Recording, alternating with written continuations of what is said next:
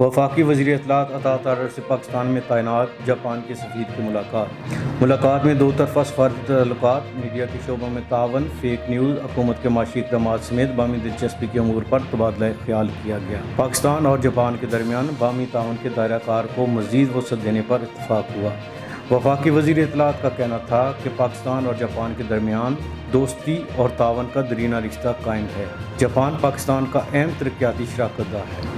مشکل وقت میں جاپان کا تعاون پاکستان کے عوام کے لیے ہمیشہ قابل قدر رہا۔ Japan international cooperation agency Pakistan کی ترقی میں معاونت کر رہی ہے۔ انہوں نے جاپان کے سفیر کو حکومت کے معاشی اقدامات سے بھی آگاہ کیا۔ انہوں نے کہا کہ موجودہ حکومت کے اقتدار سنبھالنے کے بعد پاکستان کی معاشی ترقی میں تیزی آئی۔ وزیر اعظم کے وژن کے تحت ملکی معیشت کو دوبارہ پٹری پر لانے کے لیے پرعزم ہیں۔